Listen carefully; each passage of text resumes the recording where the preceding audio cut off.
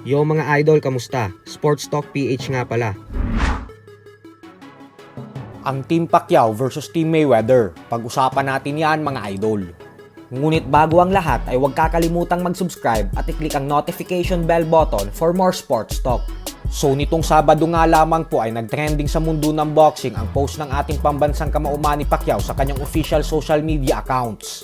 Matapos nitong mag-post ng litrato niya kasama ang tatlong legends na sila Mike Tyson, Conor McGregor at Roberto Duran, kung saan pabirong naghamon si Pacquiao na naghahanap siya ng kalaban sa isang tag team street fight.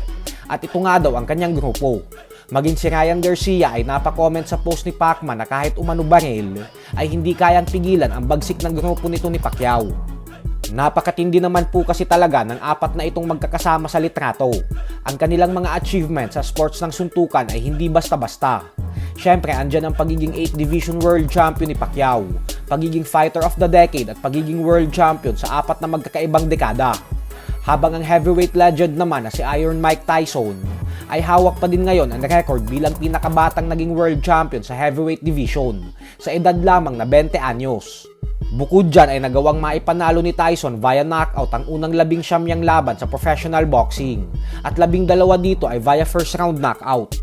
Habang ang UFC superstar naman na si Conor McGregor ay bagamat hindi siya ang GOAT ng UFC, ay walang duda naman na siya ang pinakasikat na MMA fighter sa buong kasaysayan ng UFC. Hawak niya ang 8 sa top 10 na pinakamalaking pay-per-view buys sa UFC history. Lahat ng ito ay million pay-per-view buys. Ganyan katindi ang karisma ng isang Conor McGregor pagdating sa mga fight fans. Bukod dyan ay si McGregor din ang kauna-unahang fighter sa UFC na nagawang maging 2 Division World Champion sa parehong oras, kung saan napagsabay niyang hawakan ang featherweight and lightweight UFC World Title belt noong taong 2017. Ang tinaguriang greatest fighter ng lightweight division naman sa boxing history na si Roberto Duran ay isang 4 Division World Champion. Nagawa niyang maging undisputed lightweight champion at lineal welterweight world champion.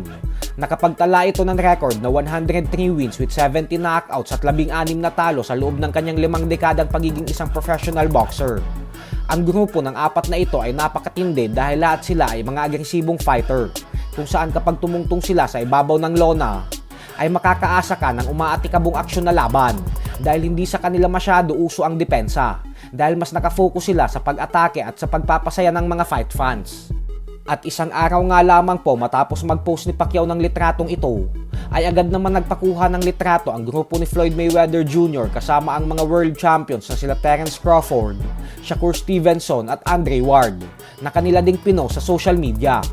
Matindi din po ang mga fighters na ito dahil lahat sila ay undefeated. Wala pa ni isang boksingero ang nakakagawang makatalo sa isa sa kanila. Si undefeated 5 Division World Champion Floyd Mayweather Jr. ay may record na 50 wins with 27 knockouts, habang si 2 Division Undisputed Champion Terence Crawford naman ay may 40 wins with 31 knockouts.